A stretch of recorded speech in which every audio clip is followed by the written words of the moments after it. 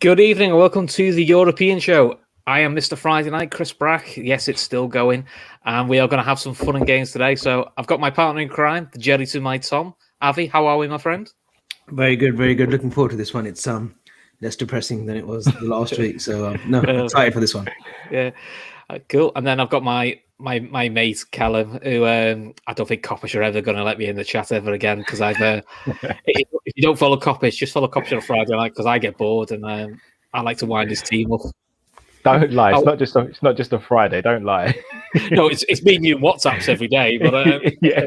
but I make a special effort on a Friday with the Coppish guys.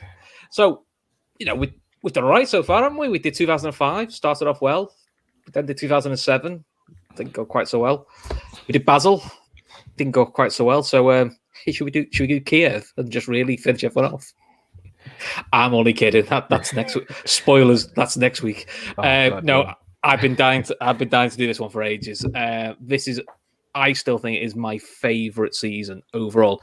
Winning the league, don't get me wrong, was great, and it's great to see it done. But as a season as a whole, this season was just mad, and there was so much riding on it in multiple competitions.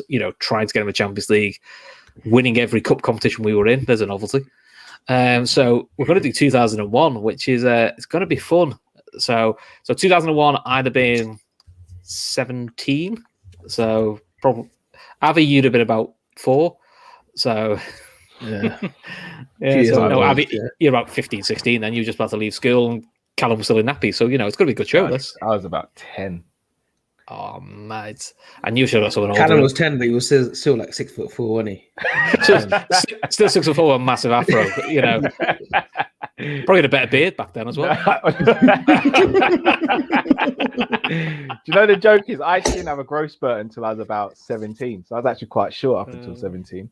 I had a growth spurt when I was 17. Unfortunately, my growth spurt went widthways, which was probably the problem. I still stayed short, but but it is what it is. I just want to address Tom. I'm literally not on the screwdrivers, not at 2 p.m. I am actually, however, on grapefruit juice. I know Callum loves his apple juice, but I'm on the grapefruit juice today. Okay. Got to cut some weight. Got to cut some fight weight. Yeah. Oh, I'm on IPAs. 2001. I'm not doing soft drinks today. Dry Friday today. Avi, that PSG top in the background's got my attention as well. Yeah. It's nice, isn't it? It's nice. I'll send you one. Ooh. Is that because Kylian Mbappe's brother's just had a new contract? And it is big news. Yeah, Ethan. Yeah. I actually did a scouting report on his brother actually on one of the 5 Yard show. I didn't watch it. We'll talk a little bit over Mbappe if we get time. You know how these shows run. We'll mention something at the end. If you shut up, yeah. So going to 2001, it was it caused a bit of a frustrating season because Liverpool were sort of in the race for top 3 as it was then. You had to get third to get Champions League, and they pretty much managed to not win in the last 3 or 4 games and got beat by Bradford last game of the season. Bradford, who basically needed the win to stay up, and were garbage. That was a David Weatherall header, wasn't it? It was. You were just watching it going, Christ almighty, this is pretty dire stuff. In hindsight, it probably does a world of good because I think that squad, if it got to Champions League, wasn't quite mature enough. This is probably the one time where actually being in the UEFA Cup helps because it gives you a bit more of a chance to groom players. But I mean, it was an interesting summer because we had World Cup winner Bernard Diomed. Do you remember him? Yeah. No, nobody does. He scored an overhead kick. Well, nearly, Sanders, and it was disallowed. It didn't go through. Yeah. Didn't go in. We signed Gary McAllister, who was about 38 at the time, and trust me, everyone was going, "What are we doing? Why is that a 38-year-old?" That's why we're fans, not footballers. You know what? I don't think there were that many because he was coming on the back end of a great season at Coventry. Yeah, I thought we needed an experienced head. And it came out of the blue, that signing as well. Totally out of the blue. I think it was experience. I think everyone thought 36. That's a bit of a. Yeah. Stephen Dunn said, I was 11, barely understood football. Sorry, mate, Stephen, I'm 38 and I'm still don't understand football. So, some things don't change really. But the big coup probably was getting Marcus Babbel, on a free. I mean, why buy and let Marcus Babbel go on a free? It's bizarre. And we all thought, competition at centre-back. Don't think we ever did Marcus Babbel at centre-back apart from the final.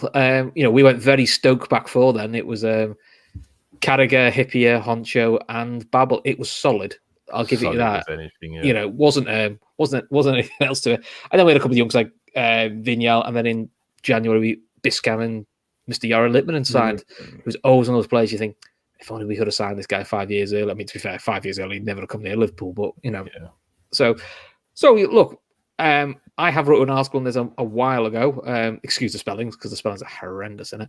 But I actually say 2001 is, in my head, the birth of modern Liverpool. Before 2001, we got knocked out by Strasbourg, Rapid Vienna, sides you'd never heard of, or we'd have the heroic, we played Valencia in the third round, they're really good. You know, we when we lost 3-1, it was a really heroic defeat, and like going, that's all we did. You know, occasionally got a cup run, but you know, we didn't do anything in the league, and Europe was everybody else's business. This, I think, readdressed the balance of, no, you should be looking at Europe, you should be looking at pushing higher, and this set an expectation. It also had to get you used to the fact that it's three games a week, and you have to win everything, and it's really hard. So, wasn't a spectacular start to the season, but we started with the typical banana skin, which was Rapid Bucharest. This was Jonathan Pearce, Channel 5. This was where the chant came from. This is Jonathan Pearce before he got toned down by the sea, where he used to go berserk for goals. So it was a bit mad. I'll be honest, first leg, not a lot happened apart from the goal. The goal was a bit of a mazy run by Owen when he tried to put it around three people. I just laid it off to Nick Barmby. I mean, how can I forget Nick Barmby coming over from the blue side, which, as you can imagine, went down well. So, what were your memories of this, Av?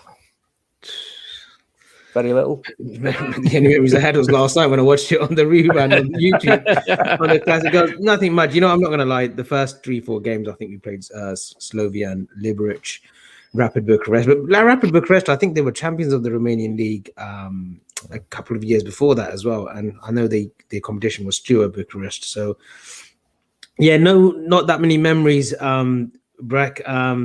My sort of first memory of that UEFA Cup, how much as I can remember, was the Olympiacos games. But yeah, I did see the goal yesterday again. Barmby, who scored quite a handful, actually. He scored quite a few in the lead up to, you know, the quarters and semis and finals. So, fair play to him. Good shoot signing at the time as well. He had a funny first season, Barmby, because he was, for the 2/3 of the season, he was pivotal, scoring crucial goals, and he's like, that's what he signed for. Last third of the season, didn't see him. Very much like Shaqiri. That season, the debut season, Shaqiri, first sort of 3-4 months, absolutely on fire, and then you never heard of it, never saw him again. It's almost like they got peak. It's almost like anything. We just timed the peaks at the right time. Norman is right. The 2001 was built to be physical, and this is why I laugh when people say about Mourinho. Oh, it's park the bus football. It's negative football. Watch 2001 Liverpool. We invented park the bus football, and when we talk about later rounds, we were told we were the most hated team. We were ruining football, as I seem to remember Mr. Cruyff saying. So, and as Avo rightly points out, Jonathan Pearce got promoted to Robot Wars after the UEFA Cup. We're getting all the classics out here. See, Robot Wars, I remember that. If you get a chance later, watch Coppish. They have Neil Jones up from goal, and they get out to Family. Was it Family Wheel of Fortune? The Wheel of Fortune. Oh, that was my show. Yeah. What a classic. But wasn't Robot Wars though, was it? No, Robot Wars was in a league of its own, to be fair.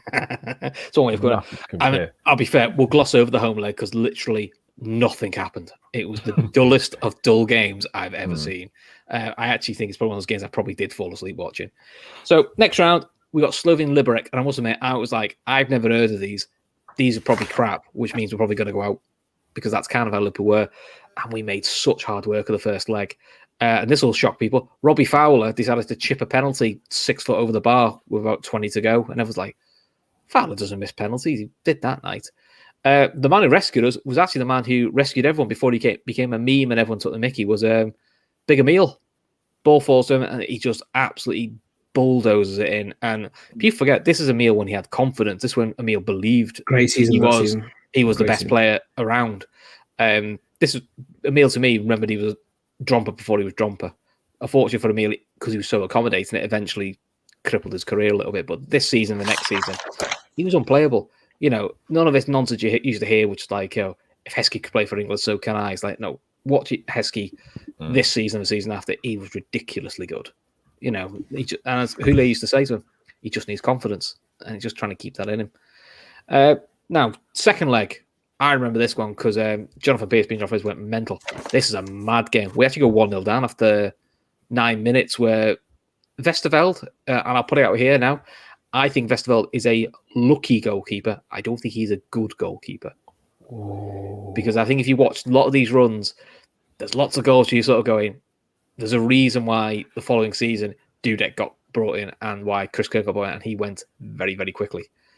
He did what he had to do, but I think you'll see later in the final, under big pressure, he never convinced me, especially crosses. He was scared to death of them. And Callum, I can tell you're not happy with that. Yeah, I think that's a harsh criticism. Don't get me wrong, he's not as good as like your Alissons or your Rainers, but I think he was a better goalkeeper than Dudek. I think Dudek has some great moments, but I think as an overall goalkeeper, I think Sander Westerveld was a better goalkeeper. I think he was really hard done by the way he was let go from the club, I'm going to be honest. I think that's what it is. I think the treatment of him was a bit. It took the piss because I remember he made a mistake against Bolton, wasn't it? I think the Bolton next day he buys two keepers. I think that's what it was that did it. I think the two keepers were already lined up, and I think the Bolton mistake just made it a lot easier. I actually thought he did really well in the 2001 season. I couldn't really pinpoint any real mistakes. We'll get to the final. We'll talk about the final. Trust me, there's a few in there. Oh, the final, yeah, of course. Mr. Slackalot, Brack lighting fires. It's what I do. It's what I'm here. It's what I'm here for. I'm that guy who just throws the grenade and goes, "See you later. Let's see what happens." So, so anyway, but that man again, Barnby, equaliser, and to us, once he got 2-1, you thought away goal. That's it. You're through. I mean. Why you wait for want to get rid of your away goals, I'll never know, because it does make games exciting. It stops teams just sitting back and just hoping for 0-0s. You're going to see a lot of dull games soon. Then talking topic, that one. Yeah, we will. You'll see loads of sides just go, we'll just take the 0-0s and hope for an away goal. It'd be dull. I like the away goal because I think it makes games interesting. But Emil, near the end, cross comes in. He sort of half tries to side foot outside of his foot, hits the defender, and just loops over. I mean, how the keeper doesn't save, I don't know. He managed to do a Superman palm punch. And then the ice on the cake was Michael Owen.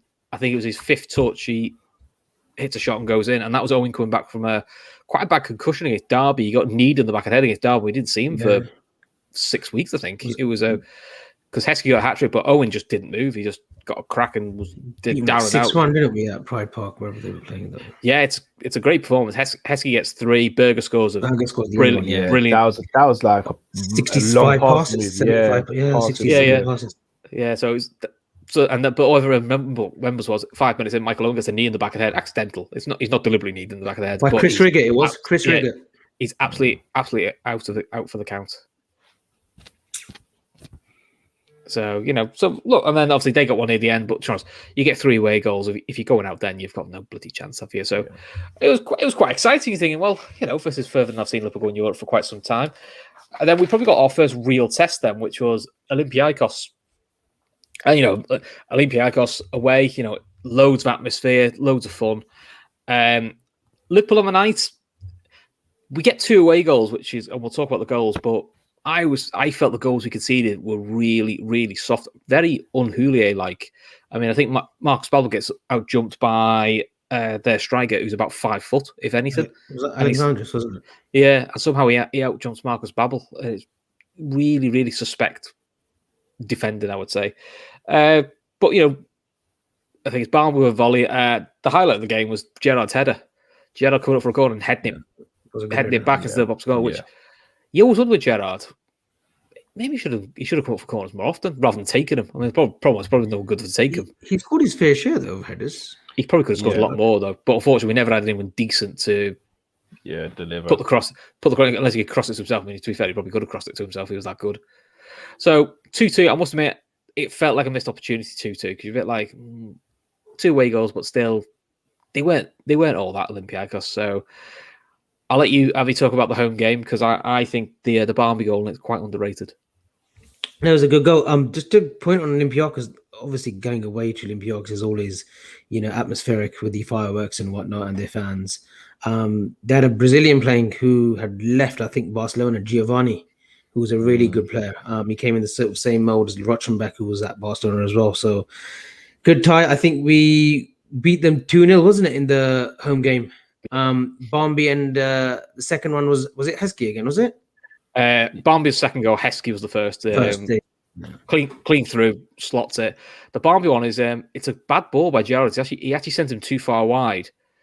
And as he hits it, it hits the near post, hits the far post, and goes in. Yeah, it's a really hard. But it was this is when you knew Liverpool were getting quite good in Europe because we're on BBC then. And the first couple of rounds are on Channel 5, and then you got to BBC. It's very Liverpool upgraded to BBC, so it was actually quite a nice thing to have, really. So, leading up to this, and I saw it yesterday as well quite a bit, Barmby had like a free roaming role as well in the lead up to these rounds. He wasn't just on the right or the left. He was actually sort of operating in a 10 role, and I think that's what was helping him because he was chipping in with goals in the league as well. I remember he scoring against Everton at home as well.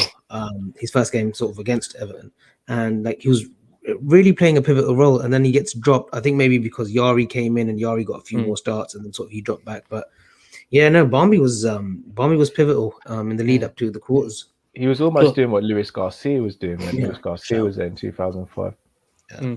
Plus, I don't think when Yari came out, I don't think Yari was allowed to play in Europe. I think he was cup tied for Europe. So it gave us a rotation option. The mad thing about that Derby goal is that Derby game wasn't shown on telly, which these days you think is mad. That's how far Liverpool were at that point. The Merseyside Derby wasn't a televised game, which if you hear that today, everyone's going, "What do you mean? Everyone watches." You didn't even have LFC Derby TV back then either, or any no. legal stream. But you could stream the game either. Yeah. I'd never heard of those, Abby. I just often the one you gave me. You're a good boy. We know about you, definitely. Yeah, I think I had to listen to the Derby on the radio, and it's horrible listening to games on radio sometimes. It's great with the score. Text. Teletext. Now we're talking. 302, 303 on BBC. Wait for it to refresh. Going, who was it? Who was it? Who was it? It's still 0-0. I was playing Bamboozle on Channel 4. That was far more fun. If you ever play, that's going back. The worst was if you couldn't flick. If you had one of those old TVs, you'd have to wait for page 1 of 3. So you have to wait like a minute. Come on, hurry up, you fucking try. Come on. Sometimes you put in a transparent mode so you can watch something in the background. Did you not play Bamboo? You not play Bamboozle? Was that the quizzes? That was a quiz, wasn't it? It was a Channel 4 version of Teletext, and he called Bamboozle, and you used the colours on your controller to answer the question. But if you get one question wrong, even if you got a second, it take you back to the beginning, like 12 questions, and it take you forever. And it'd say Bamboozle. The amount of times my dad nearly put the telly through when you get to like question 11, it says right back to the kid. Oh fuck off! That was more stress than watching games. It was great though. Should bring that back. As far as it's not retro and been brought back yet, so we'll have to see. Obviously, quite a few people are saying we're showing our age there, but let's see. So Olympiacos, we get through, and I'll be honest, this is when a lot of my Man United supporter friends thought Liverpool are out round 4. We got Roma, and this was a serious Roma side. Batistuta, Guigu, which we'll get to just because I like saying his name. Tomasi, this Toshi, serious side. So we went really defensive. We had our usual back 4. We had Ziga on one wing. I think we had we had another defensive player on the wing. We were really, really ultra defensive. And look, it was batten down the hatches, lads. We're taking a 0-0, and I think we got to half time. It was 0-0, and to be honest, we were just like, I'm quite impressed we're at 0-0, but I don't know how much longer we can hold out for this. And then the right back decides, I think he's trying to do a crossfield pass, and massively underhits it. And Owen, fair play to him, takes it and slots it, and it's a minute second half. You 1-0 up, got the away goal. You're like, this is brilliant. It was Cafu who made the mistake. Cafu or Zabina? I'm pretty sure it was Cafu though. I don't think it was Cafu. I think it was Zabina. It must have been Zabina. Jonathan Zabina, the Frenchman. Must have been him then. Well, Cafu was playing, so it could have been Cafu. Yeah. I remember that mistake, and then he takes it and scores. All I can remember was the mismatched kits we had on. We had that gold and navy away kit, but we had to wear bright yellow socks because the socks clashed with Roma's kit. It looked so odd. It's a bit like when you used to go to Portsmouth, had to wear red socks with the away kit, and it never quite worked. So we were thinking, like, brilliant, away goal, here we go. And then we get a free kick. Ziga, who we'll come back to Ziga. We had to go through a tribunal to get in because we found out through unsolicited means what his release clause was. Had to go to court for that, and we lost that one. So anyway, came back to Ziga. he tries his free kick, balls it up, very Ziga-esque. Does a 1-2, and Ziga crosses it in with his right foot. I think it's the only time I've ever seen him use his right foot other than to stand on. And Owen's very cute, gets in front, just nice little near post header, and you're like 2-0 up. This is like dreamland away from home. Roma. What more can you ask for? It's like the perfect away performance. We actually made this look easier or more professional than we did at Olympiacos. I'm pretty sure it was Capello's Roma as well, and they won the league that season as well. That very same season, they went on to win the league. The only time they have won it since. Really decent size. Ziga, odd player. I think when he was brought in, I think we all thought I think the plan was that's Carragher becoming a backup centre back or a backup left back. Carragher saw him off very easy. He was surprisingly lightweight for an experienced German international. He never really fitted in. He had an attitude problem as well. Quality player because he was playing at Milan. Then he went to Sweet Bayern. left foot. Brilliant left foot, brilliant. But he just had massive arrogance and attitude problems from what the stories are. And when you watch programs like Football Mondial, why it didn't work, he says, my application wasn't right either. So at least he admits it. But he was a quality player. Yeah, brilliant left peg. Yeah, that's what. But I mean, that Liverpool side at the time, we did almost have 2 players for every position. I would probably say that's still the best balanced squad we've had. Probably wasn't good enough to win a league because it probably needed a little bit more stardust in it. But in terms of the amount of mixing and matching players, apart from the back 4, which never changed, but you could swap in a Smeaton for a Barnby, or you could swap in a Murphy and for a Berger. You had Haman, you had McAllister, you had Gerrard. We had European ego before we realised he was a little bit erratic. I mean, up front you had Fowler, Owen, Heskey, and then you had Yari as your 4th choice. It was, squad-wise, it was really balanced. And people forget, Fowler doesn't play as much as people think in this. Yeah, not this season. This was his last season, wasn't it? Effectively, yeah. Because he played a little bit of the second season, and he goes midway through the season. Because the Heskey Owen partnership was he couldn't drop Heskey, and then it's who played with Heskey, and Owen went through spells where he was brilliant. So did Fowler, because he won us the League Cup final with that wonder goal that he scored. So it was an interesting one. So now the home leg, which was the funniest thing I've ever seen in hindsight. So I was at my friend's house, and first half it's fairly comfortable, and then we get a penalty second half. Michael Owen steps up for a penalty, and let's be honest, Michael Owen for penalties for Liverpool was very much flip of a coin. If he could, for England, he was brilliant. For us, and it's the softest powder puff penalty you've ever seen in your life, because that would have killed the game. 3-0. Yeah, that kills Roma. Absolutely kills them. And then, as me and Avy have been talking about, our mate Guigu scores. Cracking goal. Cracking goal. He was actually a good player as well. Uruguayan. Just never sort of got the European sort of credentials because he did only have a short stint in Europe, but a very clever player. And John Motson, I think it was John Motson on the commentary. Yeah, it was. That's what makes it. And I've given you a little voice note as well. I won't repeat it, but what a reaction to the goal. I might bring it up on the phone in a minute if you want. You can. And then, I'll let you go through the mayhem of the referee when he's dishing out 15, 20 yellow cards at one time. Okay, so do you remember this, Callum? I do vaguely. I remember Batistuta was captain of Roma at the time, right? And I just remember him going off at the referee, and I just remember the referee just brandishing yellow cards. If I'm not mistaken, the referee gave them a penalty, right? And then changed his mind. As a cross comes in, Babel turns, but his hand's up, but he turns, hits his hand, and the referee points, and it's very deliberately points to the penalty spot. So he's given a penalty, and Babel looks like, "What? You've given a penalty?" And we all thought, "Shit, this is going to be fun now." 2-1. Yeah. And then all of a sudden you heard Motson going, "Hang on, what's going on here?" And he goes, "He's given a corner, and it's the ex-West Ham player, Trevor Brooking, goes." He's pointed to the spot, but then he just points. He points to a corner, and we're all like, "What? It's a corner!" And literally, they all surround him. And the mad thing is, McAllister tries to get involved to tell them all to get lost, and you see Carragher actually first drag the most experienced man away and said, "Leave this." And he literally just goes, "You're on a yellow. You're on a yellow." Oh. And somebody else talks to him for a bit. He goes, "Yeah, you can have one too." And you're going, "He's got some booked about three players." I'm sure somebody got booked twice. Absolutely, but he definitely points to the spot. And then sent Tomasi off, didn't he? That bit later, because then Tomasi gets a second yellow for it is a yellow card tackle. And I think it might have been ironic. Tomasi shakes his hand and walks off. But as he was always referred to as that ref, because it's just You watch it, it's the maddest thing I've ever seen in my life. I've never seen a ref yet point to the penalty spot and then go, "Oh no, give a corner," and people think VAR's bad. But listen, it's great it went for us, but it was ridiculous. Edward, I'm sorry, I'm not going to bastardize your surname. There we go. I'm not going to ruin your surname there. That was the John Motson commentary. Sorry if I have. I thought I would have. Yeah, it's a better something than I just yeah. So it was great. But this is, as someone said, prime Batistuta up front. Batistuta was a serious player. You forget that they had Zago, they had Aldair, one of Brazilians, one of his finest centre backs. Walter Samuel, Argentinians, one of his. I know they're not known for their centre backs, but he was a superb centre back. That Roma team, it was amazing team. After this game, even though I was quite young, well done, Avy. You got it right. Well done. That was the kind of game that made me believe we could go all the way.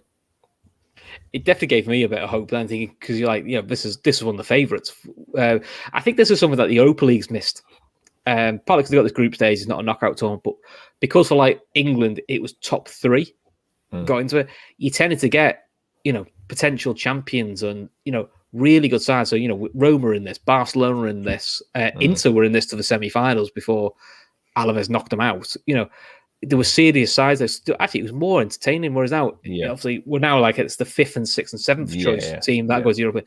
So while it gets more money for Europe, Champions League, the level and the quality of the competition dropped a little bit. Because I loved the Uefa Cup. The Uefa Cup was far more fun. It had more prestige back then as well. Yeah. That and the Cup Winners' Cup had more prestige as well. Like it was still a good competition you want to be in. Nowadays, we're like, oh, we don't want to play on fucking Thursdays. But back then, it was like, we'll take the UEFA Cup. We'll have a little good crack at it, and we did.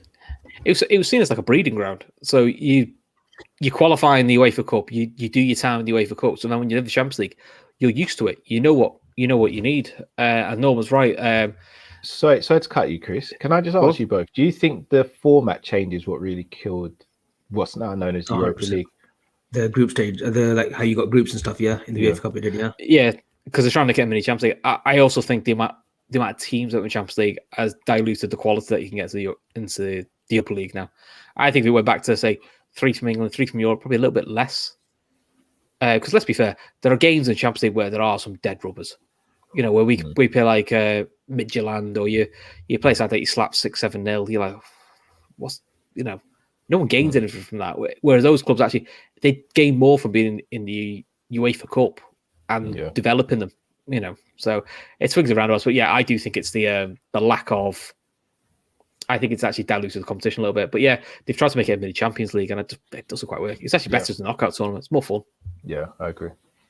Cool. So then we get Porto. Doesn't it feel like we play Porto in every European competition? We always get to the final when we do play them. So yeah. So it's the side we always want to play, but they become that side. I'm sick of seeing Porto. I mean, to be honest, I was sick of the first game because it was Houllier went for a 0-0. Houllier got his 0-0, but oh my god, I'm surprised BBC didn't give it back to Channel 5. It was that duller game. It was horrific. It was just generally like ridiculous. Second leg was better, but pretty much it was done and dusted within 40 minutes. From what I can remember, they weren't. What do we think of the first goal? Because Porto aren't happy with Danny Murphy's control for the first goal. So. Yeah, sorry, the Gerrard pass is very reminiscent. About the same thing. Who was it? Trent made a pass like that. Was it against Brighton? Last season, yeah. Yeah. Well, Trent does it quite often now. Yeah, he does, to be fair. Trent and Thiago's done it for Bayern Munich. He did it for Bayern Munich, I think, a couple of seasons before he came to us, to Ribery. That outside of the foot volley pass, Pavard obviously scored a goal like that in the World Cup as well. That's one of the most beautiful techniques you can watch in football. It's just... if you get it wrong, it just flies into the air. But if you get it right, it just looks beautiful. And Gerrard did it to perfection. And obviously, when he's doing it at the time, he's probably not aiming to pick out a particular man. But Danny Murphy brings it down well and then puts it away well. But obviously, did it touch his hand or not? Yeah. Well, what VAR would have made of that? We'd still be here waiting for his result now. Not for us. They just take one look over it. We'll just say no. Yeah, the best. And then second goal is a bit mad. Gerrard doing what Gerrard became famous for us. Right hand side, gets it out his feet, whips it in, and it's a bizarre header by Michael Owen. He basically tries to headbutt it through the floor. thought the And keeper it was shit on both occasions. it bounced over the keeper's hand. She was. And then all I can remember from Owen was running off celebrating, and he runs to what would have been the main stand. I think he grabs a fella in the wheel who sat in a wheel. He's obviously in a wheelchair, and he's like shaking with him, really getting into celebration. Michael was showing emotion, which is something he probably didn't do enough of, to be honest. Because people forget at this time, as much as people talk about Fowler, everyone loved Michael Owen at this point. He wasn't England's Michael Owen. Everyone loved Michael Owen because he was lethal. This was despite the hamstring injuries he had. He did miss a few games. He was lethal. Ballon d'Or winner that year. He was. That was before the Ballon d'Or was really the big thing it is now, or as it's known, Messi's Cup. But he probably deserved it though. Honestly, he probably deserved it that year because at the time was that the European best player of the year though at the time of the Ballon d'Or. So it wasn't a world Ballon d'Or. Not take it away from him though. That's even just to win that, considering he wasn't playing for the best team in England, let alone Europe. That says a lot. Okay, right, Callum, because you're good at this sort of stuff. Who was top goal scorer in the UEFA Cup for us? Because everyone tells me you're the stats man. That's what Matt and Drifty tell me. I'm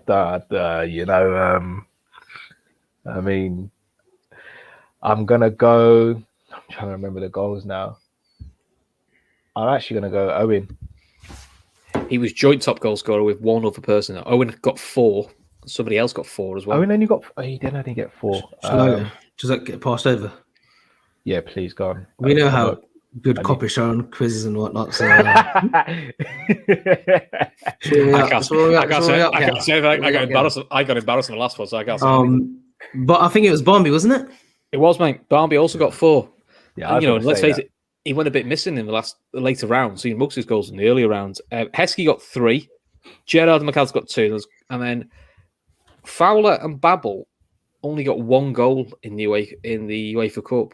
Both in the final. Not a bad time to get your goals, really, isn't it? Yeah. Right. Who was top assist maker? Avy. Fuck's sake. I would say number 17 at the time, Steven Gerrard. Correct, with 3. And Owen had 2, McAllister had 2, and Ziege had 2. He got 2 in the Porto game, didn't he? That was 2 assists in the Porto game. Yeah.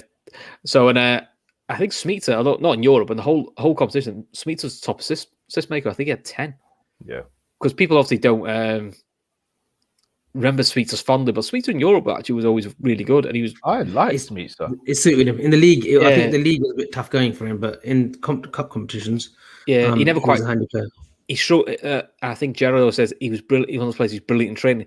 Interestingly, nicking Callum's content here. Interesting. That's what people say about Divock Origi. Great. I didn't know that until. I didn't know this. Neil Jones has said apparently Divock Origi. They've nicknamed him Dromper because they said in training he's unplayable. He struggles to translate it into a game, which is why he's not getting picked. But you do hear a lot of players are like that. I think with Smitzer was, you know what it was? He was coming when there was Nedved who was coming through at Juventus. You had Berger. And then obviously Smitzer, I think he was coming from Bordeaux, and we sort of assumed that Smitzer would carry that sort of same, because Berger was scoring his fair share, guys. I think he was getting into maybe, between 8 to 10 goals back then, which was a really good feat. And I think Smitzer came, and I think we expected him to have that same consistency. He didn't, unfortunately, in the league, but yeah, in European competitions, he was a very handy player. He was a very clever player at times as well, Smitzer. Yeah, he was. I think Berger got a lot more credit because obviously, Berger scores spectacular goals. Fortunately for Berger, he just he couldn't stay fit. He's just one of those players. He's just really unlucky with injuries. Always picked up quite nasty injuries. He's very unlucky with stuff like that. Norman's got it right because we wanted Kieran Dyer, who was at Ipswich at the time. Yeah. But we went for Smitzer because I think we were given like 6-7 million at the time, and we weren't going to part that much money for a player who's playing at Division 1. But Dyer, what a blast from the past! Another good player. Injuries killed him. Yeah, he's probably had one of the worst injury records I've seen. Pace galore, absolute pace galore. Worse than Naby's injuries. Oh yeah. Well, I mean, Naby just picks up niggly injuries, doesn't he? Like he'll pull a hamstring or get a hangnail or something, whereas Dyer was breaking limbs and stuff. Yeah. I felt so sorry for him because he was on the cusp of really breaking through in England as well. He had a good breakout season at Newcastle as well. When he first joined Newcastle, he actually played well. He scored a great goal against us and actually was starting to get into the England team. But Yeah, it's unfortunate for him. Yeah. Yeah, I've seen people saying, "Who bless?" Look up Kieran Dyer. Kieran Dyer. You know what? There's Yeah. YouTube clips of Kieran Dyer. Like you guys will think Yeah. that guy's he's a good player, really good player. He was a good player. Right, so then we got to the semi-final, and it was Barcelona semi-finals. They go quite well as well, don't they? Yeah. So the lead up to the first game. Now I've actually listened to, and I'll give them credit. The Anfield Wrap did a bit of a thing about 2001. Did you know the first leg was delayed for 15 minutes? Do you know why the first leg was delayed for 15 minutes? No idea. Fucking don't even remember the first leg. Okay. That's okay. I shit you not, because this was legitimate. The BBC asked both teams and UEFA could they delay it 15 minutes because they were doing the Who Shot Phil Mitchell story, and that was when it was coming out. Wow. And everyone was watching it, and they didn't want people to miss out on the match because they want to watch it. So basically, when people got to Barcelona, it was delayed 15 minutes so we could all find out who shot Phil Mitchell. I couldn't tell you who it was like, but... And they agreed to it then. They agreed to it too. Obviously, they all agreed to it. That's the worst thing. They actually agreed to it. So, More how right bad's that? though, isn't it? Can you imagine that, though, today? Why is the match delayed? Oh, we're all going to watch the soap first. That's It just wouldn't crazy. happen. The soap gets moved today. You know, Yeah. big shout out to Steve McFadden, the great guy off screen, who actually plays Phil Mitchell. So yeah, big up if he's ever watching these shows. Big up Steve McFadden. I believe we've got a Chelsea fan in the chat as well. He's very giddy, isn't he? He's saying he loves Mo Salah. He's saying Liverpool are great. He's doing well. Should Like love that. Mo Salah. He always scores Yeah. against them, so he gets to see him celebrate. Yeah. Ain't you guys sad United are signing Sancho? I don't know. It's still imminent, isn't it? It's been imminent for about 18 months, so it is what it is. Not my I player. reckon they'll get him now. They'll get him now. I just laugh at it's 18 months down the line. They go, "Oh, still at 4 million apart. Come on, you've had 12 months to negotiate. You must know the fee by now. Just pay the money if you want it." Do you know what I mean? It's not difficult. God, people say Liverpool haggle over players. Ooh. So, but yeah. So after that, after Phil Mitchell, we found out who shot Phil Mitchell, which I have no idea who it was, but we'll go into the game. Mr. Cruyff was not happy with Liverpool. I believe we were killing football. We were anti-football.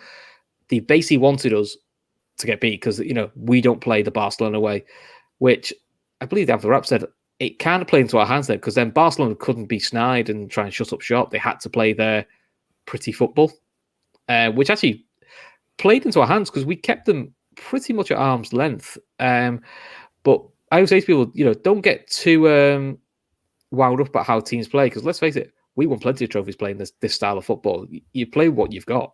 Yeah. So, Can I ask? And you both are probably a bit better equipped to answer this, but were Barca really playing that pretty football like that? We could kind prettier. of They were going through a huge transition because I remember they weren't Carlos. the juggernaut or the powerhouse that they sort of became. They had an influx of Dutch players all at once, and they had Sarah Ferrer, who's actually the manager for that game. But then they brought in Carlos Reisash with the next though. They had an array of like these Dutch players like Overmars, Reiziger, the De Boer brothers, Philip Koku, and Ruud Hesp. Bolo Zenden was on the bench, I'm sure. We had Mark Overmars started. Overmars. Luis Enrique, Rivaldo, Kluivert. So while Kluivert, it wasn't, that's another Dutch one. It wasn't the side we thought that we picture Barcelona now. But this is a Barcelona side that still difficult to play. But how can I put it? They were seen as a difficult side, the Barcelona, but they weren't seen as the all-conquering Barcelona. Because this is a Barcelona that had one European Cup. They weren't known as like massive European winners. That actually came many years later. But you still look at their side, and they finished fifth this year. They actually had a very poor season. Third behind Deportiva and Mallorca. So, but that Deportiva team was a great team as well. But that was. finishing third at that time, you think? But steps on. Carlos Piolio was playing right back. That's how young Carlos was. And Pepe Reina played when he had hair. Yes. Pepe Reina. To be fair, he was, bless him, already balding, but a very slender. Not. We all know Pepe. He's quite stocky. He's built. A very built keeper. But then he just looked like a beanpole, more like a hairstyle build on him. So second leg, and this was probably like classed as classic European night. You need the crowd. We need to get it going. And then Rivaldo from a ridiculous distance hits an absolute beauty of a shot. And in fairness, 45 yards, right? Westerveld does well to tip it over. And that was more like, oh, hello. Oh, was that the first sort of 45 seconds or 2 minutes of the game, wasn't it? It was really, really early on. Yeah. That is when you sat down and went, oh, we did see this in the first leg. Oh, Lord, this is going to be a interesting game. And then our mate, Patrick Cliver, Top Red, decided when the ball's in the air, I'll just palm it out of the way because, I've seen my daughter do that, but she's 8. So, do you know what I mean? But we watch it, the ball's nowhere near his face. It's a good foot over his head, and he's just got his hand dangling in the air. It's bizarre. It's a really weird decision. Now, Gary McAllister tells it well. I think he was having a running battle with Puyol. He said Puyol was shouting all sorts at him. Unfortunately, Puyol was shouting it in Spanish. He was shouting in Scottish. So he said it wasn't really working for an argument, to be honest, because I had no idea what he said. But if you watch it back, McAllister just buries penalties like he always did. But the celebrations, he whacks Gerrard. I think he wins Gerrard. He absolutely slaps Gerrard in the breath like a really angry celebration. But he does knock Gerrard for 6 a little bit. But it was the perfect time to score. It was right on half time. Gary McAllister with a penalty. Because I wouldn't have fancied Owen on a penalty. So, Gary McAllister, he had that spell where he was scoring against Barcelona. He had the infamous Everton goal. And then he scored, I think it was a late goal against Tottenham as a free kick, Bradford. He just got all his goals in a glut right near the end, but they were all crunch goals, which was I was fortunate enough to rewatch this game like quite a while, but even before you mentioned, Chris, that you wanted to do a European pod series. That first half, Gary McAllister was pivotal, and he's one of the reasons why I believe that Houllier got it absolutely gold dust when he signed him. He was constantly talking to Gerrard, to Haman, to the Smiths, to the Heskey, like, look, I've been there before. I know what it takes. Like, and he kept talking to them. And you got to remember, this Barcelona team was a very experienced team, full of star studs. You had Pep Guardiola who'd been there and done it when they won it in '92, the European Cup, when Koeman scored. So it was pivotal that McAllister started this game, and not only started, GMAC takes the penalty and scores as well on the stroke of half time. Yeah, so you're thinking, right, we've got something to hold on to now. So having watched Houllier, you're thinking, well, this is going to be back to the wall. Let's keep it tight. Let's not do anything stupid. Enter Sander Westerveld. Ball is passed back to him on the edge of his area. No one with him. And he decides he's going to kick the ball so hard, he's going to kick the air out of it. And he absolutely slices it behind him. And it literally trickles inches wide. And Clivert nearly gets to the end of it. And you're just like going, people think Mignolet was terrible for his when he let the ball go behind the line for instead of kicking it clear, this Westerveld thing, you're just like, what's going on here? It's that gave me palpitations. But to be fair, after that, we kept them fairly quiet. I think Gerrard has a pot shot from 25 yards, goes comfortably wide. But to be honest, there wasn't the onslaught you'd expect. Them going on top of you, really pushing, really stretching us. Liverpool controlled the game really well. It was great experience for Gerrard. It was great experience for Hippie and Honcho were immense, as they always are. Ryan Babel's experience, I think that helps us. We had the experience in the right places. Champions League winning Ryan Babel. You have the experience of Gary McAllister, as Marcus well as Marcus Babel. Marcus Babel, sorry, not Ryan Babel. He was shit. He was shit. Sorry, not him. But we just had the experience in the right places, and it's interesting. When you look at that side, quite a few of them went on to win the Champions League. We had Hippier there, we had Smeetzer, Gerrard, Carragher. So we have quite a few in and around the squad, and I think that probably gave them a bit of a hope for 2005, which was always very helpful. So if you look at that bench as well at that time, you had Fowler, Ziga, Murphy, Berger, Barnby. That was an incredible bench. Lippmann, not in Europe, but in general, yeah. I mean, sub-wise, you're going Owen off, Berger on, Gerrard off, Murphy on, Smeetzer off, Fowler on. That's not bad subs. That, I mean, you're still looking going. Yeah, it's young Stephen Wright, young Gregory Vignal, and then obviously like you said Ziga, and then Peggy Alfexad. Vignal played a part in the third goal, didn't he, against Everton, because he got injured for that little run that he did, didn't he? Then McAllister scores from the free kick. Well, he did, yeah. He also rolled 20 yards to get the ball a bit closer for Gary to take his free kick. Even better against the Ev. Even better. Yeah. I actually saw Gregory Vignal 2 years ago. He was manager of Rangers Women, don't think he's there anymore now. Like, do you know what? He looks no different to when he played. As a kid, yeah, You know, babyface. He still looks the same. Yeah, A bit like Cal, babyface, babyface assassin. yeah, a bit like both of you really. And then there's me. Yeah, I was gonna say, Abby, you look younger than I was being sarcastic. I was being sarcastic when I was talking about you, Cal. Yeah, and then you've got me, just the old man of the pod. But less wisdom. the better. We call it wisdom. No, it's just old. No, you're right. It's just old. Just trying to be nice. So, don't do that. Just to comment on the Barca. I'm never gonna replicate it, am I? Just to comment on the Barca bench, they had Xavi, they had Ivan de la Peña, who's one of my favorite Spanish players. They had Zenden, and they had a Simão Sabrosa. So we all know the story of Simão. And there was little stories with this 2000. When you look back at it, these just 2001 stories. You can actually relate it to like 2005 as well, like the Olympiacos games. Rivaldo, who went on to play for Olympiacos, we played him in 2005. The Simão story, Zenden, we ended up the Guardiola, obviously. We saw that there was an iconic picture after that game at Barca with Gerrard. It looks as if he wants his sort of autograph or his shirt, and Guardiola just in dismay because he's crunching off. I think it looks like Gerrard being very young scouse. Like a fanboy. No, not even that. Just like. Sarcastic. Can I shake your hand because I've knocked you out? Yeah. And it was more of a. It was kind of rub it in a bit. And Pepper didn't take it very well. I don't like him. He's normally quite good at games at Anfield. But,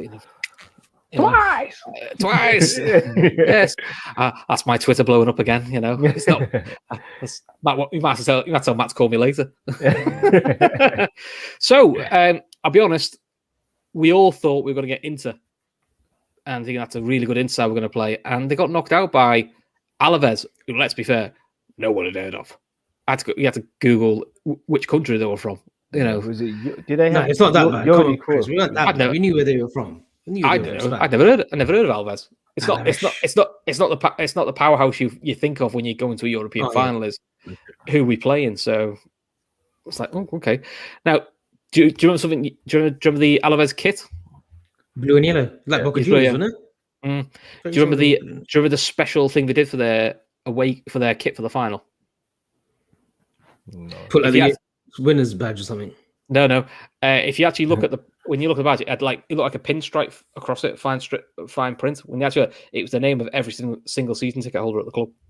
Wow. That's a nice touch. They embroidered that in because it was like their first ever and their only European final. So they made it quite a special situation for them. So now we were told, and we all thought they are ultra defensive. So are we. So we're thinking this is going to be a great final. So I just turned 18 a couple of weeks before this. So I actually watched this in the pub with my mates, and it was a big split of lots of United fans, lots of Everton fans, obviously Liverpool fans as well. So it was a very partisan split of who wanted who to win. And they went with a bit of a mad. They were a back three, and back threes have kind of got a little bit out of fashion by that point. So you're like, well, this could be interesting. See how we go. They had a flying right back in Cosmin Contra, who went on to play for Milan with Javi Moreno too. They were actually a good outfit. Like surprisingly, there was some player, Dan Egan. I'm not sure if you probably remember this, Chris. Scored against us for Bromby in the Uefa Cup final, like 1995, something like that. 96. Knocked us out. Yeah, 1-0 at Anfield it was as well. That got brought up quite a lot. My mates were saying, didn't that Egan knock you out? I was like, oh God, I don't need Danish this. as well. And then obviously Jordi Cruyff. Jordi Cruyff. Yeah. So I was going into it quite confident, and then you were thinking like, but it would be us to get knocked out by some side that no one's heard of. It just would be it felt like Liverpool at the time. So you're thinking, I hope we have a good start. And within 4 minutes, they give a free kick away. McAllister cross, and Marcus Babbel's got no one near him.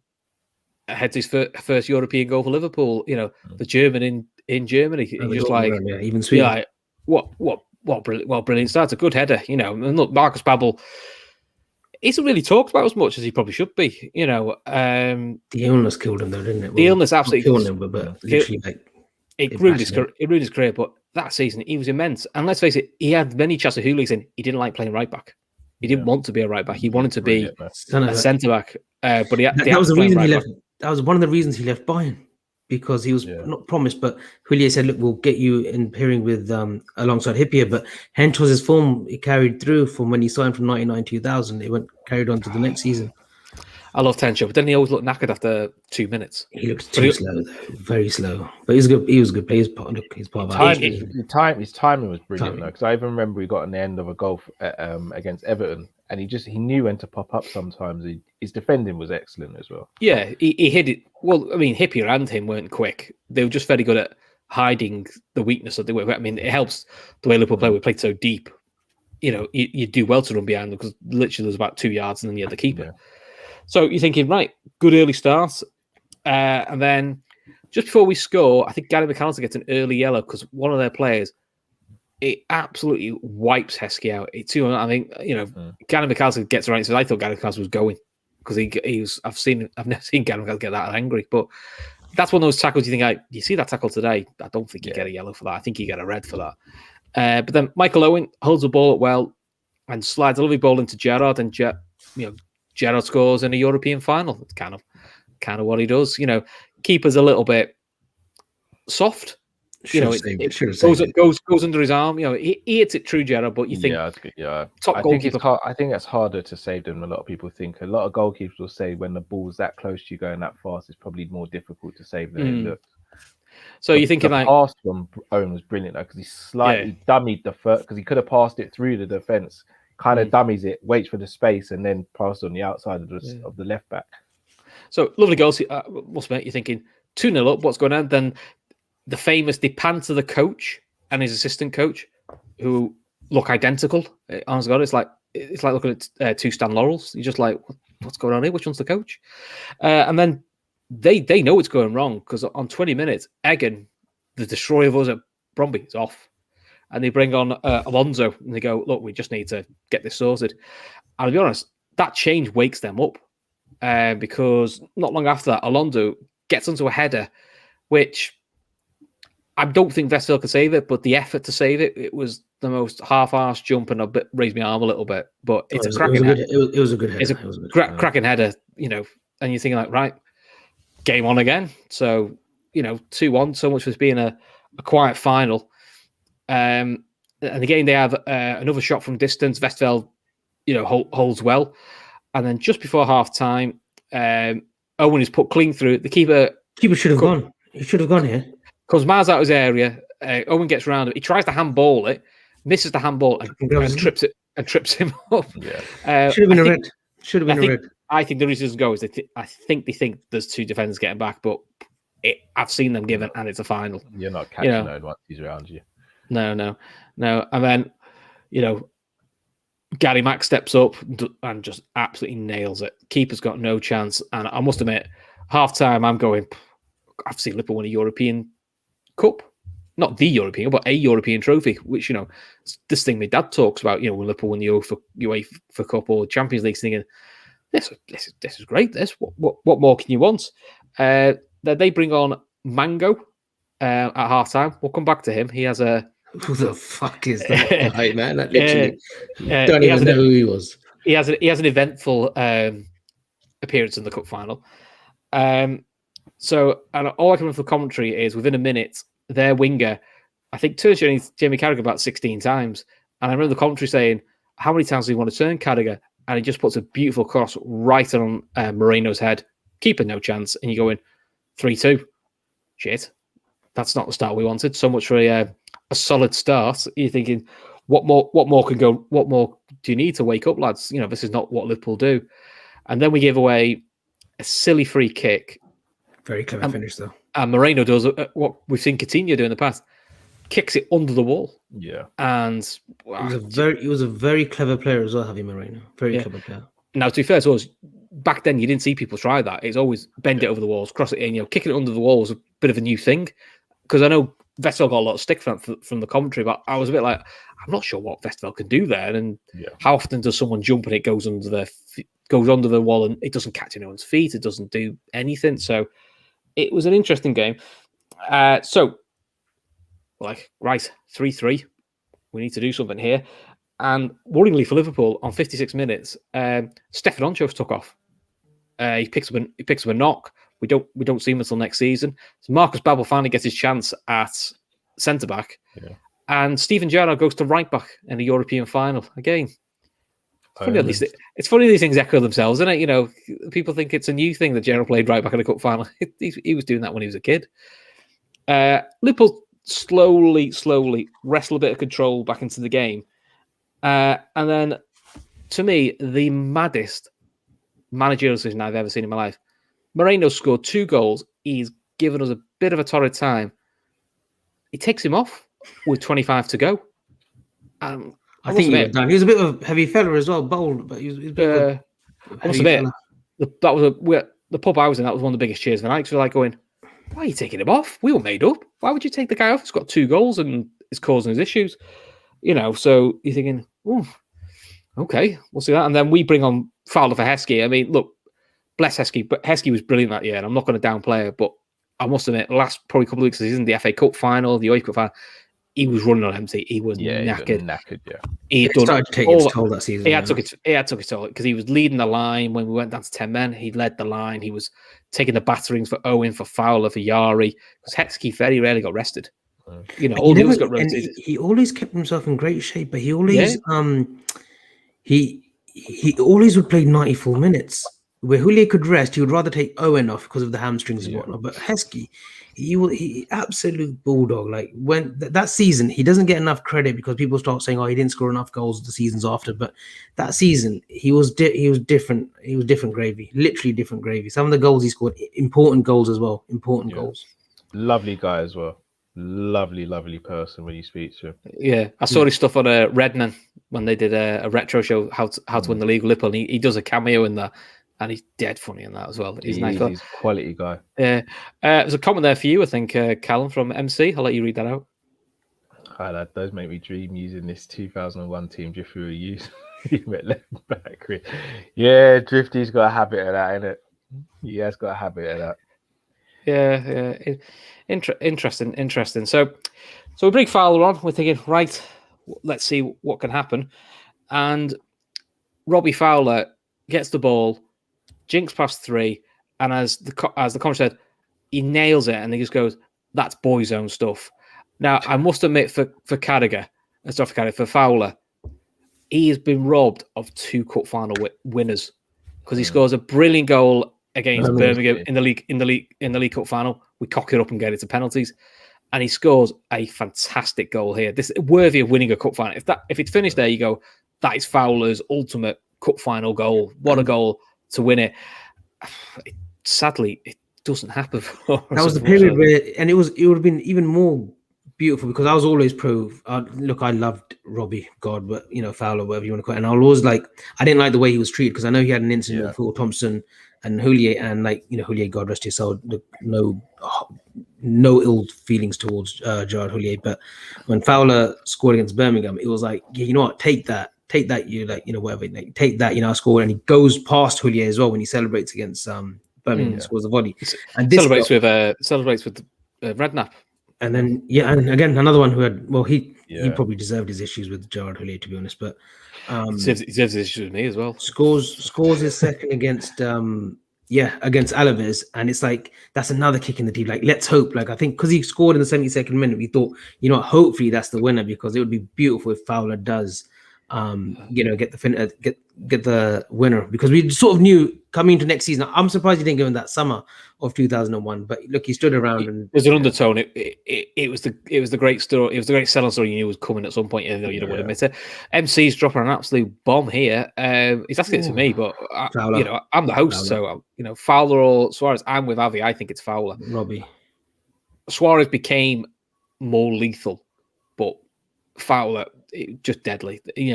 Young Robbie Fowler was outrageous. People forget Robbie could go left or right as well with his and his headering. His headering was brilliant. So good Suarez though. Left. I think no. I mean, Fowler for me is the winner here, but I don't think it's clear.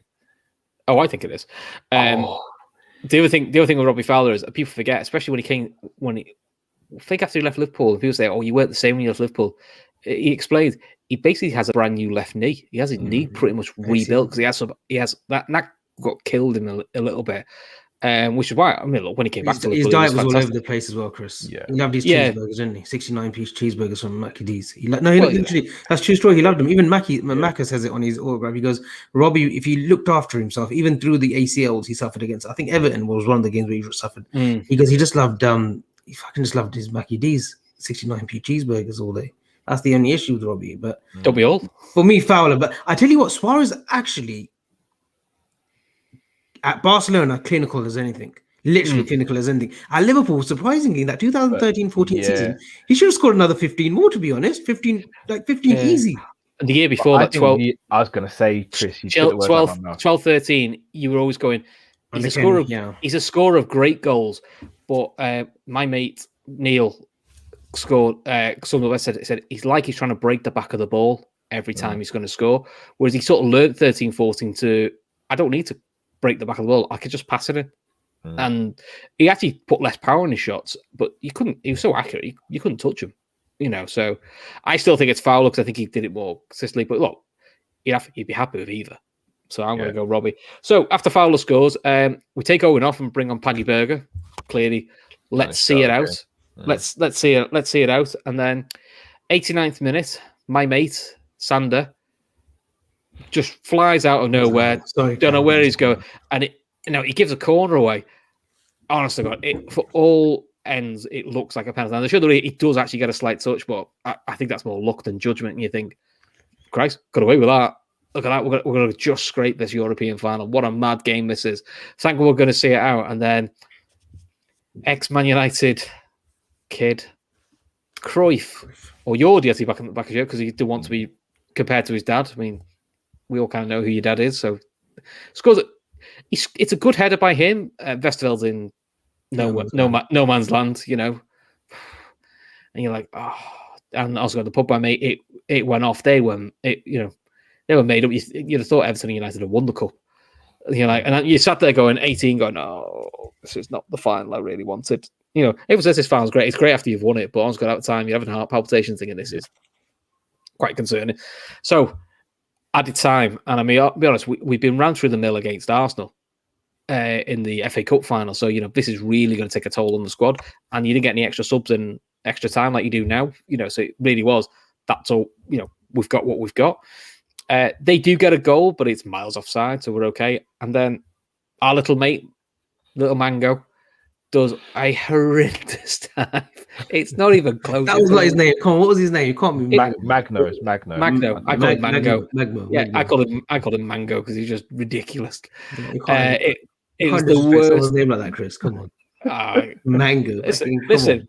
He was disgraceful the whole game when he came on, but it was a juicy tackle, you could say. Yeah, we'll come to that. And I like what you did there. Look at that for a setup. Tell your presenter. Boom. So he's already one yellow, and then I'll be honest, the tackle on Babel, it's probably a red on its own, not a second yellow. But it's the fact he just laughs and goes, "Oh, why am I off?" Shakes his hand and goes, well, it's one of them. And I'm like, mate, you've just got sent off in a European final. He did look arsed. He was like, well, I've tried to get a dive, that didn't work. I've tried to kill one of them, that didn't work. Well, off we go.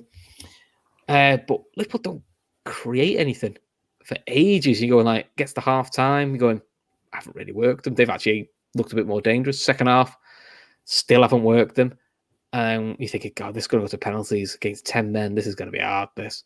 And there's 3 minutes to go. Vladdy gets a chance. There was a little story, but just before you carry on, Brack, about the penalties. So apparently he claims that he is true, but I'm not sure because I thought Sander did very well against Birmingham in the penalties. But apparently Peggy Arfikzad was getting warmed up for the penalties because at Leicester City, he was apparently supposed to be a specialist. Apparently some League Cup games at Filbert Street, he was actually really good. And the legend has that he says that Gerard Houllier was telling him, like, look, you better be ready because I might just chuck you on for the penalties. Well, I will chuck you in for the penalties instead of Westerveld. Unless the rules were changed halfway through the game where it says you could have a 4th sub. Peggy was never coming on because he. Well, then he's telling fibs, absolute fibs. Yeah. Because he brought the 3rd sub was Berger for Owen. So, and it's not the days now we have 4th sub. He can't do a Louis Van Gaal as we saw in the World Cup. So, bless him, Peggy. He's trying to give himself a story there. That's impossible. But basically, you can't do that. So Vladdy gets the ball and he's hauled down by their centre back. Now, I can't remember the centre back's name, but I remember all they talked was he had 2 pit bulls tattoos after his 2 pit bulls because he was a bit of an hard man. He just gets himself sent off. You're like, what? They're down to 9. What's going on here? This is mental. And the story is obviously Gary Mack steps up, and I remember seeing the cross go in, and I jumped, and I remember the roar because I didn't see who headed it. I was convinced Babel had headed it until you saw Razor.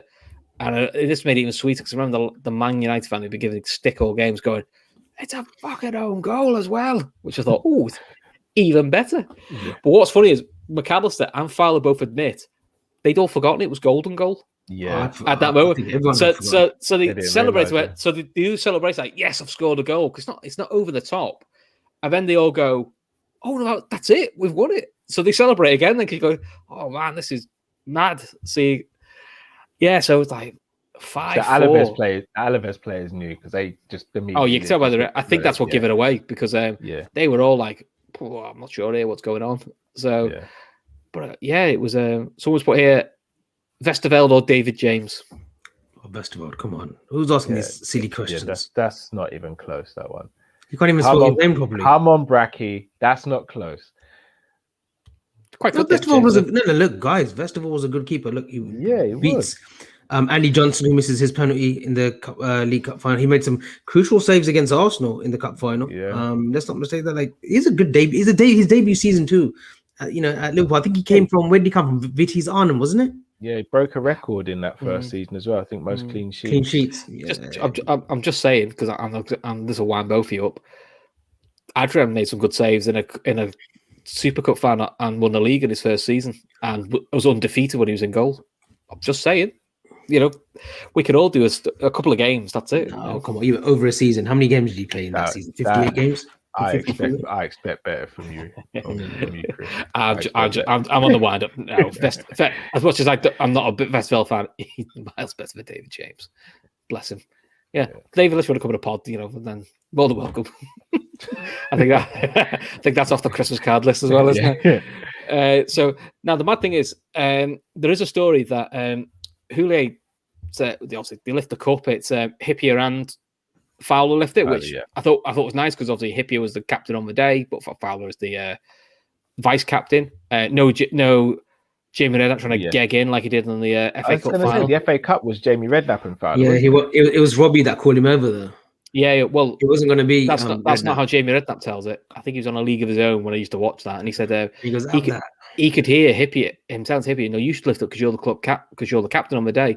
And he said, all right. So he basically 2 fingers up to Houllier. I was going, yeah, but he didn't play. He had no involvement in it whatsoever, and you missed the whole season. Look, he's injured. It's not his fault. He's injured, but you're like, I think that's where you actually give it to the club captain. Look at Gerrard didn't lift the Super Cup when he was injured. Carragher did.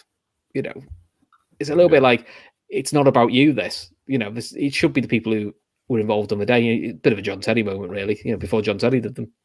So now the story is Houllier made them all go to bed quite early because we're going to talk about another game which isn't the European final, but it was a very important game.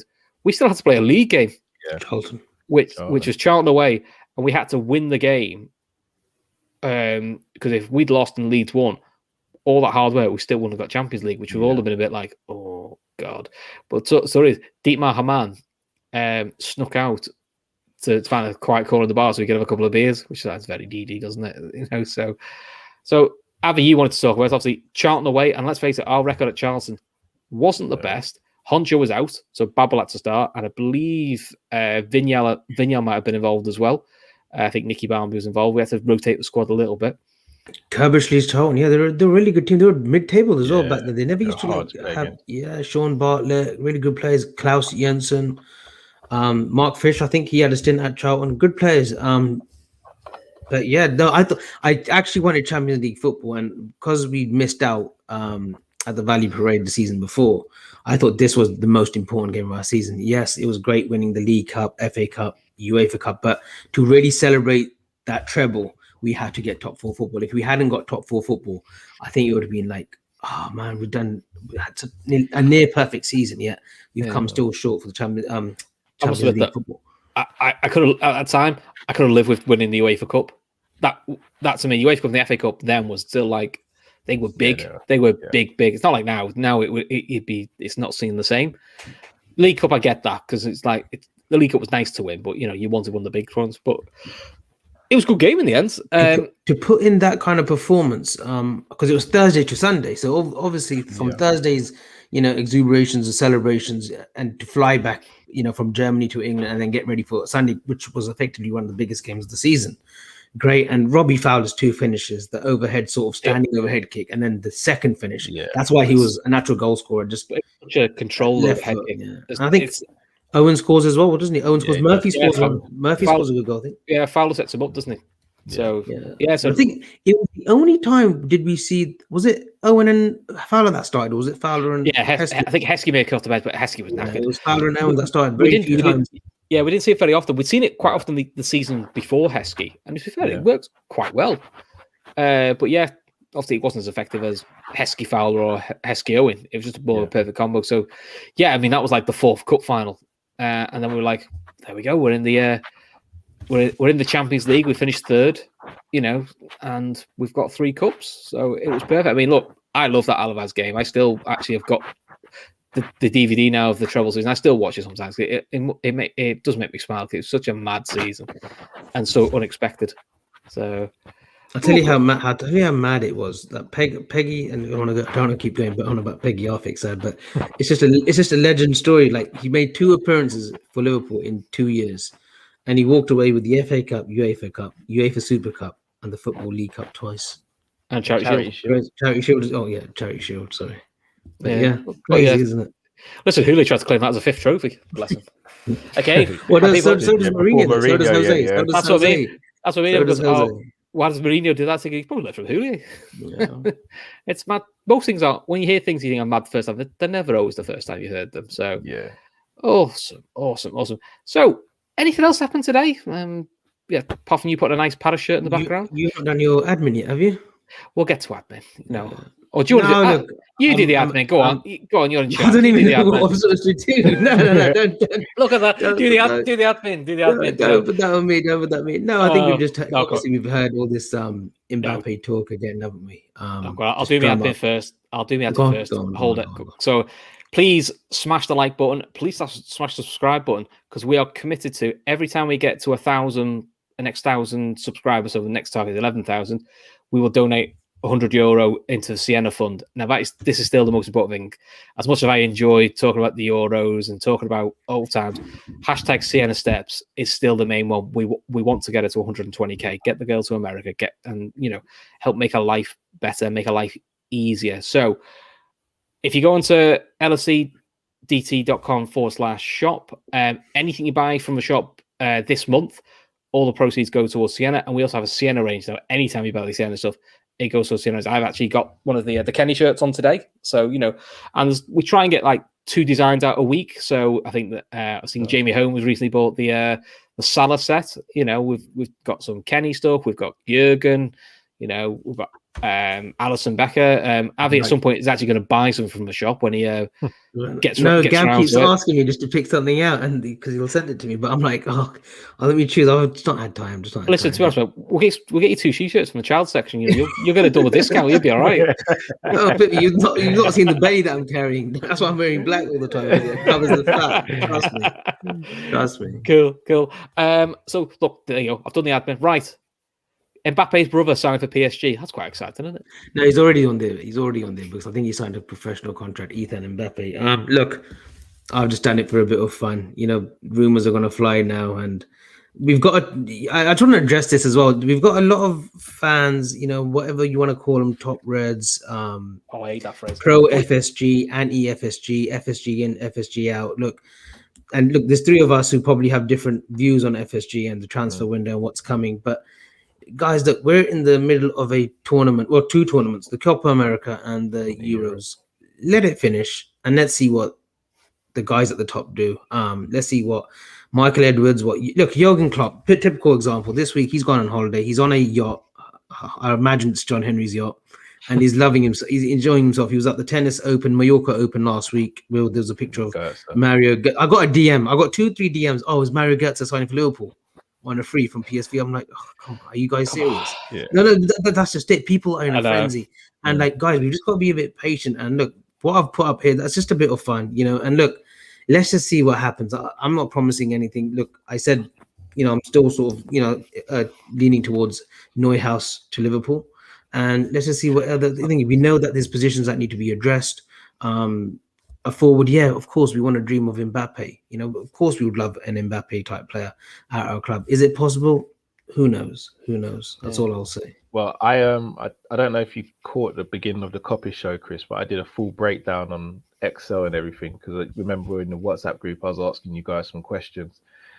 So I did a full breakdown. Oh, mate, you went full Excel. I went Never full go. Excel. You never go full Excel. Full Excel, Chris. God, I work Make in us, date. make us believe, Callum. Give us an exclusive. Go on. So Get the Google sheet up. Go on. I looked at it.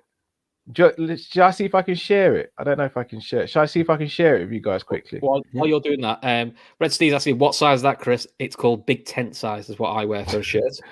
And MC wants to know Grizz's son living on holiday in California, Chris. No, he actually lives in California. I live it. Yeah. We don't want him back. You know, he can stay over. Just got rid of it. Yeah. I know. God, don't encourage him. Brilliant. Yeah. At some point, Avi's going to come back to the UK. So, you know, Of course. me and him could have fun and games then when he's in the UK. Nothing like Red Steve, Cal had the Right. spreadsheets out. Oh, God. Have you? Can you bring it up? Are you able Add to bring the it up? stream. All right, That's- there we go. All right. So Oh. I'm gonna I can do it. I'm gonna run through this really quickly because I don't want to take up too much more of you guys' time. But as things stand right now, again, obviously I'm not an ITK or anything like that, but apparently our weekly wage bill is £2.4 million roughly. Yeah. Now I've worked out that if we, in an ideal world, we're able to sell Keita, Shaqiri, Minamino, Davies, Origi, Nico, Woodburn, Grabara, Gruich, Ojo, Harry Wilson, basically players at a surplus to requirements. That brings us down to 1.983 for a weekly wage. Mm-hmm. Now, trying to be as realistic as possible, Basuma to replace Naby Keita at 70k. He's currently on 25k a week, so I think that's reasonable. 70k. A right back to replace Nico around 40k. I've gone 40k because Robbo's on 50, Simicast's on 60. I think Robbo will probably get a contract upgrade, and I think 40 is reasonable. And then Konate is apparently going to be on 70k.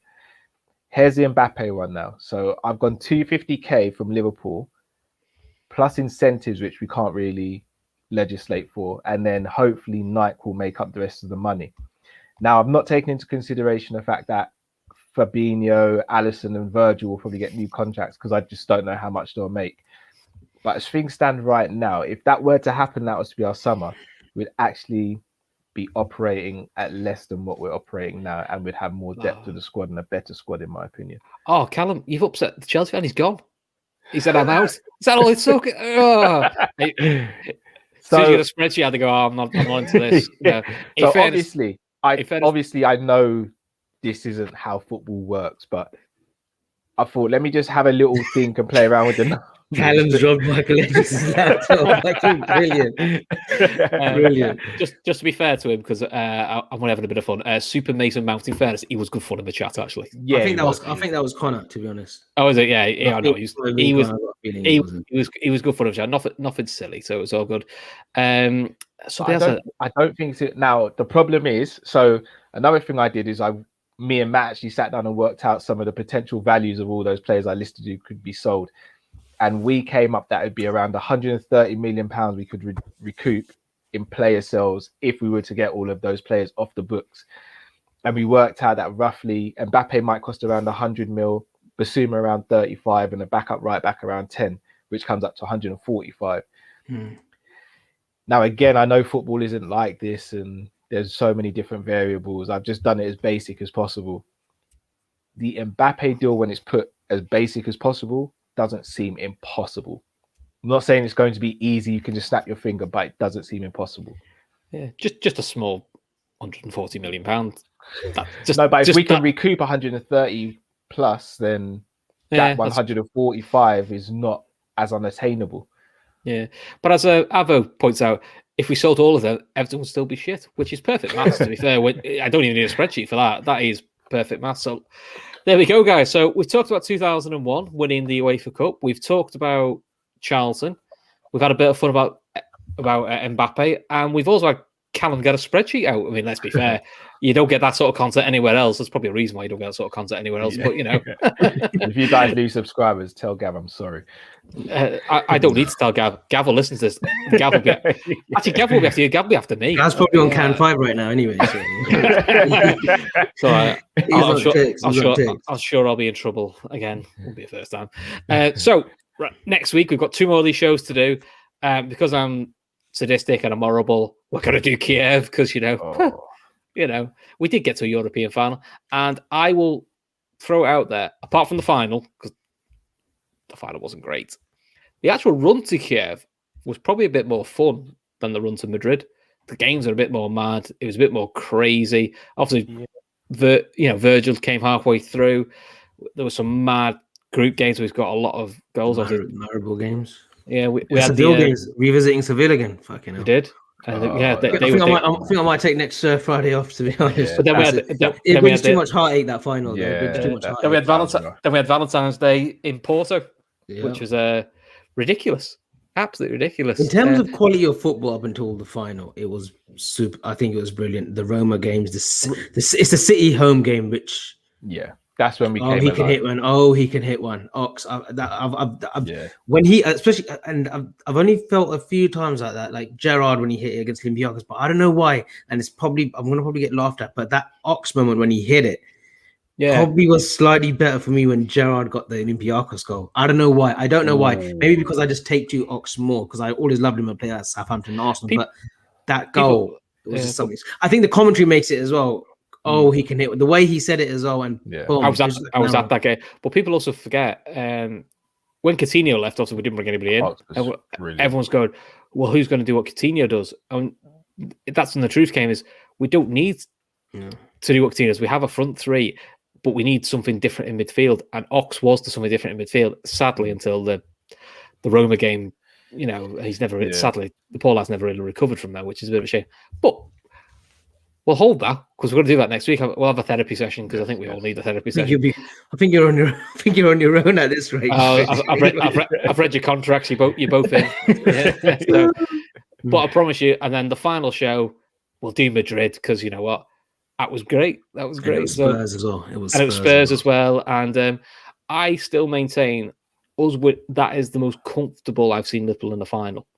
Because let's say that we got for all these finals, 3-3s, 3-1 losses, 5-4 this time, We just did it in the semi-final this time. We did it in the semi-final. This was actually a controlled performance. This is very controlled, very un-Liverpool-like. It's quite nice, actually. Especially with 5 minutes go, going, that's it. Wow, this is nice, isn't it?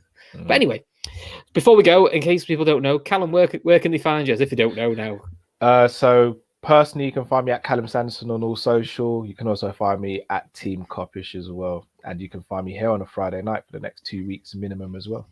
Yeah. And you've also got YNWA show as well. Yeah, the Sanderson show as well. Come on, you can pay me the royalties later. I'm plugging your stuff here. Yeah, I know. There's too many things going at the moment. I'm losing track. Yeah, and I'm sure at some point I'll make an appearance on Coppish just to get abuse from Matt. Oh, yeah. I'm going to set you up, Chris. I'm not going to lie. I might tell you, we're just going to do a recap and I'm just going to have Matt and Drifty sitting there like, that's not how the show's going to go today. I'll just blow kisses too. Actually, Drifty likes me because I've never upset Drifty. Yeah, because you always say nice stuff to Drifty and he's a goat, man. I'm sorry, but he's a goat. He's absolutely a goat. Listen, whatever Drifty says, Neil Jones agrees with, which kind of makes my point. But also, I'm also not a stupid man. You pick your battles. And I'm not doing that one. And Avy, I mean, flirting around with Mr. Khan. That's it, really. Yeah, floating around Grizz Khan, which is actually no. We've actually been invited to an LA event next week. The Daytrippers got an email. Gav said to me, they said if we can get because they know everyone's back home, but they said if they can get Avy to come to this, it's actually like an official party in Pasadena, LA. So if anyone's in the LA area next week, it'd be great to link Yeah, up. we'll be there. It's a 5-hour Yeah, drive yeah. for me, but hey, I'll be there. So I might get invited on another podcast, and he's going, "I'm just going to LA." You know, it's not quite right that somehow, is it? How's he get on this? So, and obviously you'll be here next Friday, Avi, whether you like it or not. You'll be here next Friday, of course, always. and I'm sure you'll probably do an appearance if something happens this week. You never know. Yeah, transfer news hopefully. Mbappe. Mbappe. Okay. Until then, look after yourselves, and I will see you all next Friday. Thanks for tuning in.